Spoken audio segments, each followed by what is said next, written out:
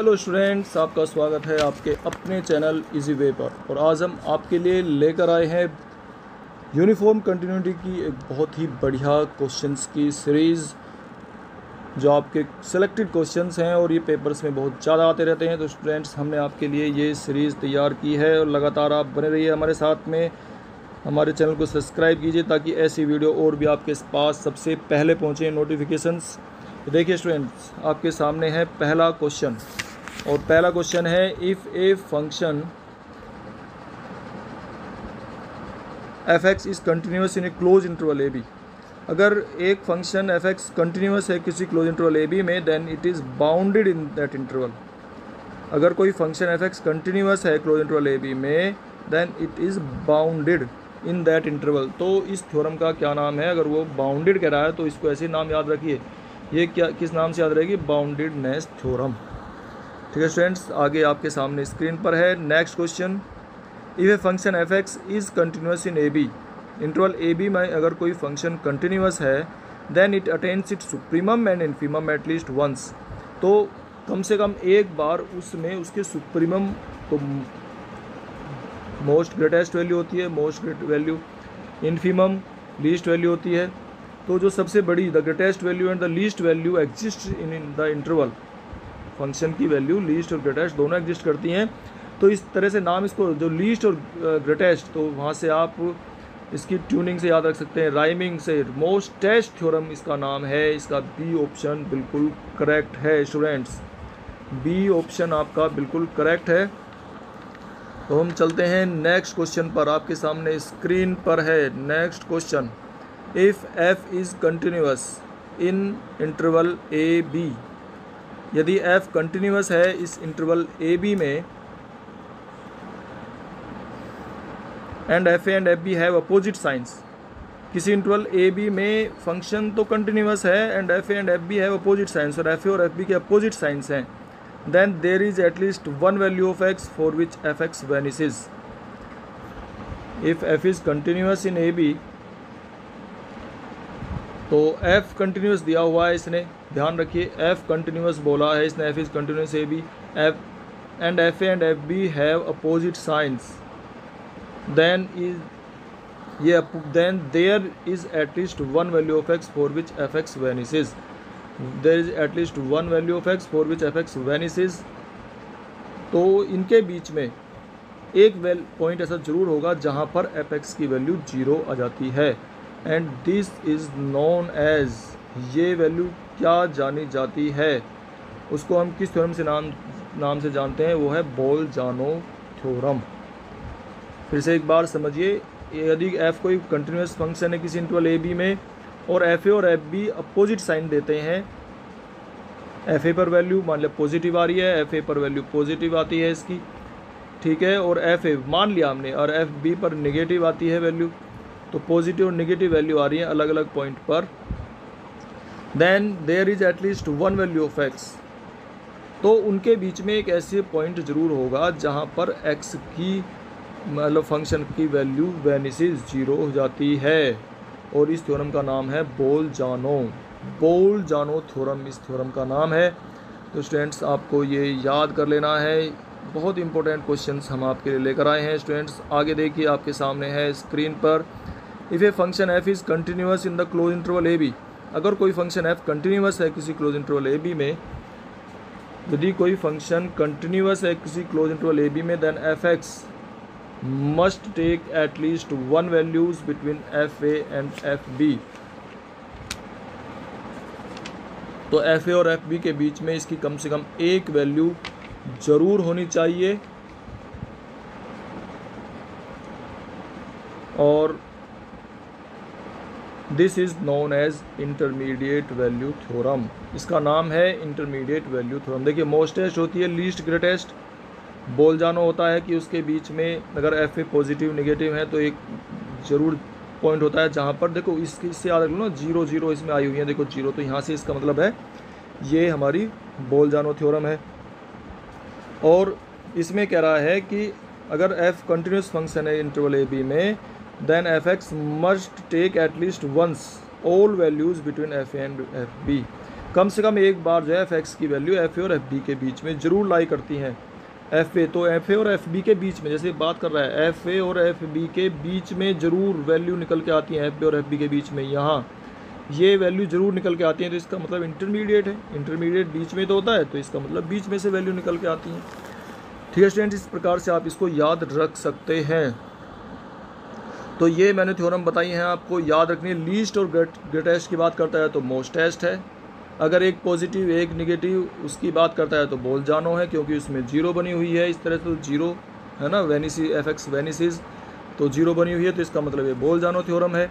और अगर F A F B की वैल्यू के बीच में आता है तो ये इंटरमीडिएट वैल्यू थ्योरम है। और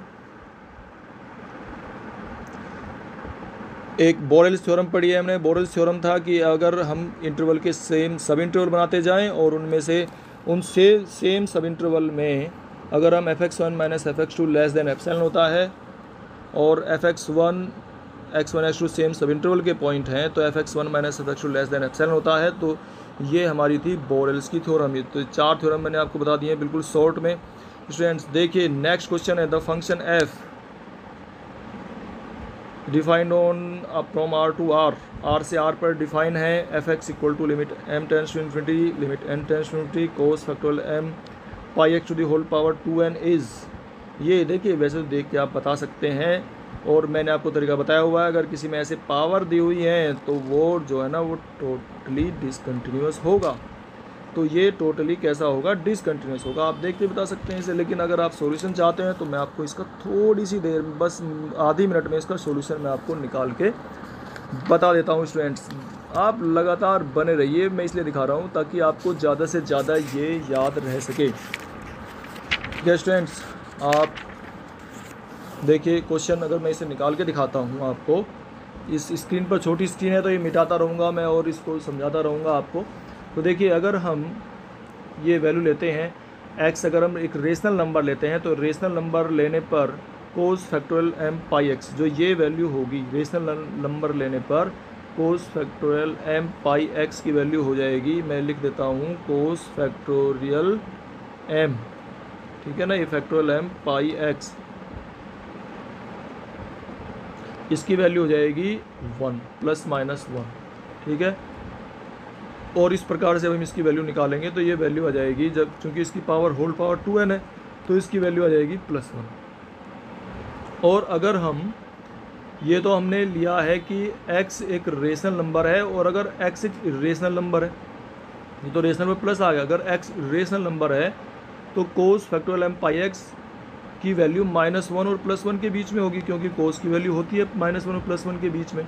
तो अगर ये -1 और +1 के बीच में होगी तो ये हमारी जो कोस फैक्टोरियल m पाई 2x वैल्यू है, कोस फैक्टोरियल m पाई 2x वैल्यू है, ये वैल्यू हमारी हो जाएगी फिर rm, चूँकि कॉमन रेशो है वो लेस देन 1 हो जाएगा और तब इसकी वैल्यू 0 हो जाएगी।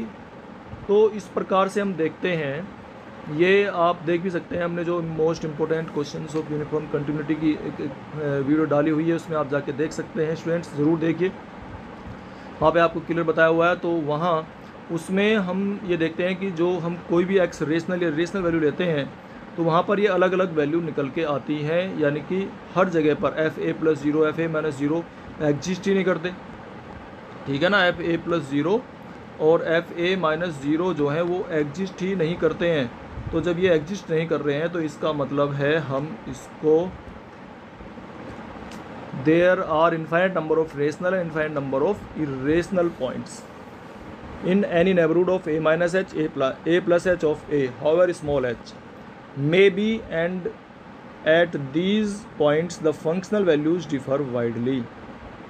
Hence there is a discontinuity of second kind. देखो इसमें हमने बता दिया है टोटली डिसकंटिन्यूअस भी है ये, ठीक है, और टोटली डिसकंटिन्यूअस तो है ही है। देखो जो बड़ा सा क्वेश्चन आएगा ना उसमें आपको बता देना है वो टोटली डिसकंटिन्यूअस होगा। अगर कोई इस तरह का बड़ा क्वेश्चन आएगा तो वो टोटली डिसकंटिन्यूअस होगा, ठीक है स्टूडेंट्स। तो लेकिन इसमें अगर ये आता है ना डिसकंटिन्यूटी ऑफ सेकंड काइंड है, अगर ये आ गया तो ये डिसकंटिन्यूटी ऑफ सेकंड काइंड भी है। अगर वो ऑप्शन होता तो वो ज़्यादा बेस्ट सूटेबल आंसर था इसका, ठीक है स्टूडेंट्स। तो ये हमारा टोटली डिसकंटिन्यूअस होगा। तो देखिए स्टूडेंट्स, ये क्वेश्चन है आपके सामने। द फंक्शन है is defined from R to R defined by, ये देखिए वैसे देख के आपको मैंने ट्रिक बताई हुई है, अगर चाहे तो आप कह सकते हैं कि ये टोटली डिसकंटिन्यूस है। इस तरह के जो बड़े फंक्शंस हैं वो सब मैंने आपको 100 ट्रिक में बताए हुए हैं, टोटली डिसकंटिन्यूस हैं। आप आँख मूंद के, आँख बंद करके और उस पर टिक लगाइए, लेकिन अगर थोड़ा सा आप सॉल्यूशन भी चाहते हैं तो वो मैं आपको बता देता हूँ। ठीक है, अब देखिए सॉल्यूशन कैसे हम निकालेंगे, जैसे कि इसमें बताया हुआ है। देखिए सॉल्यूशन किस प्रकार से हम निकालेंगे स्टूडेंट्स। सॉल्यूशन के लिए अगर हम x जो है, ये x की बात कर रहा है, इसमें जो फैक्टोरियल n पाई x है, अगर x को हम एक बार रेशनल नंबर लें, अगर इसको, ठीक है ना, अगर इसको, तो ये वैल्यू अगर इस तरह की बना ली जाए किसी भी तरीके से कि ये वैल्यू फैक्टोरियल n पाई x, क्योंकि पाई में मल्टीप्लाई है, अगर ये वैल्यू इंटीग्रल मल्टीपल पाई बना लेते हैं तो ये वैल्यू 0 हो जाएगी। ठीक है, ये भी 0, ये भी 0, तो ये क्या बन जाएगा, 0/0 plus T square, 0/0 plus T square, और इक्वल टू ये 0 आ जाएगा व्हेन x इज़ रेशनल। अच्छा, अगर ये नहीं है, देखो ये तो 0 आ गया, ध्यान रखना ये, ठीक है, क्योंकि स्क्रीन छोटी है तो मैं इसको साफ़ कर देता हूँ, और इसका दूसरा पार्ट, तो ये तो 0 है वैल्यू अगर ये रेशनल है, x रेशनल है। ठीक है, अगर x इरेशनल है, अगर x जो है वो इरेशनल है मान लिया, तब उस केस में जो साइन स्क्वायर फैक्टोरियल n पाई x है, ये वैल्यू 0 और 1 के बीच में होती है। जानते हैं आप साइन की वैल्यू 0 और 1 के बीच में होती है। तो जब ये 0 और 1 के बीच में है, हम इससे डिवाइड कर देते हैं न्यूमरेटर को डिनोमिनेटर को, तो ये क्या बन जाएगा, इक्वल टू ये वैल्यू 1 आ जाएगी। आप इसको सोल्व करके देखिए, व्हेन x इज इरेशनल, तो जब x इरेशनल है, ठीक है, जब x इरेशनल है तो 1 आ रही है, और जब x रेशनल है तो ये वैल्यू आ रही है कितनी, 0। तो thus f(x) equal to 0 when x is rational and 1 when x is irrational, hence f is totally discontinuous. जब इस तरह की कोई बात आती है तो क्या कहेंगे इसको हम, टोटली डिसकंटिन्यूअस। तो स्टूडेंट्स, मैंने आपको ट्रिक भी बताई हुई है, उस ट्रिक से आपको देखो सोल्व करने की ज़रूरत भी नहीं है। कई सारे क्वेश्चन मैंने आपको करके दिखाए हैं, तो आप लगातार अगर बने रहेंगे तो कुछ सीख के ही जाएंगे। स्टूडेंट्स, समझते रहिए, लगातार बने रहिए, और अपने दोस्तों में भी शेयर करते रहिए। स्टूडेंट्स, अगर ये ट्रिक आपको पसंद आ रही है हमारी, तो हमारे चैनल को सब्सक्राइब कर दीजिए। अगर पहले मेहमान हैं तो आपको ज़रूर सब्सक्राइब करना चाहिए, ताकि आपको ऐसी वीडियो और भी हम पहुंचाते रहें। स्टूडेंट्स, तो देखते रहिए लगातार हमारा चैनल। तो नेक्स्ट क्वेश्चन है, the function f from r to r defined by f(x) equal to x when x is irrational, f(x) equal to minus x when x is rational। तो इसमें हमें बताना है इज कंटिन्यूस, ये कब continuous होगा। तो कंटिन्यूस कब होता है, जब वैल्यू सेम होती है। इसमें तो वैल्यू डिफरेंट दी हुई है, ये वैल्यू कब सेम हो सकती है, केवल 0 पर ही सेम हो सकती है, और तो कहीं सेम हो ही नहीं सकती। x कब सेम होगा, प्लस 0 और माइनस 0 तो इक्वल होंगे, तो कब हो सकते हैं, जब 0 हो। ये दोनों इक्वल ही होते हैं, तो प्लस 0 और माइनस 0 तो होते ही नहीं है। तो इसका मतलब ये हमारा will be continuous at x equal to 0। इसका ए ऑप्शन बिल्कुल करेक्ट है। स्टूडेंट्स, तो वीडियो अगर स्टूडेंट्स अच्छी लग रही है तो इनको लाइक भी करिए और कमेंट भी कर दीजिए, अपने दोस्तों में शेयर भी करते रहिए, ताकि उनके भी आपसे अच्छे नंबर, आप जैसे नंबर आ सकें। ठीक है, हेल्दी कंपटीशन रखिए, बिल्कुल हेल्दी, यानी कि आप भी मेहनत कीजिए और दूसरों को भी मोटिवेट कीजिए कि मेहनत करें, उन्हें अच्छी बात बताइए। तो हमारे चैनल को उनके सामने डिस्कस कीजिए, और चैनल सब्सक्राइब कीजिए, शेयर कीजिए उनसे वीडियोस को। तो स्टूडेंट्स देखिए, नेक्स्ट क्वेश्चन है, the function f from r to r defined by, इसमें f(x) फंक्शन को इसने डिफाइन किया है 1, x इज रेशनल पर इसने डिफाइन किया है 1, और x इज रेशनल पर डिफाइन किया है -1। तो ये कैसा फंक्शन होगा, देखो इसमें ये बड़े वाले फंक्शन नहीं है, तो ये डिसकंटिन्यूअस लगाइए आप। अगर वो फैक्टोरियल n और पावर n वाले हैं तो उनमें तो अलग बात है, लेकिन ये फंक्शन हमारे कैसे फंक्शन है, इज डिसकंटिन्यूअस। ये कैसा फंक्शन है, डिसकंटिन्यूअस फंक्शन है। तो स्टूडेंट्स, आपको हमारी वीडियो कैसी लगी, अगर अच्छी लगी है तो हमारे चैनल को सब्सक्राइब कर दीजिए। धन्यवाद। और कुछ अगर और पूछना चाहते हैं आप तो कमेंट बॉक्स में हमें लिख के डालिए, हम आपके जवाब की प्रतीक्षा में रहेंगे। धन्यवाद एक बार फिर से आपको।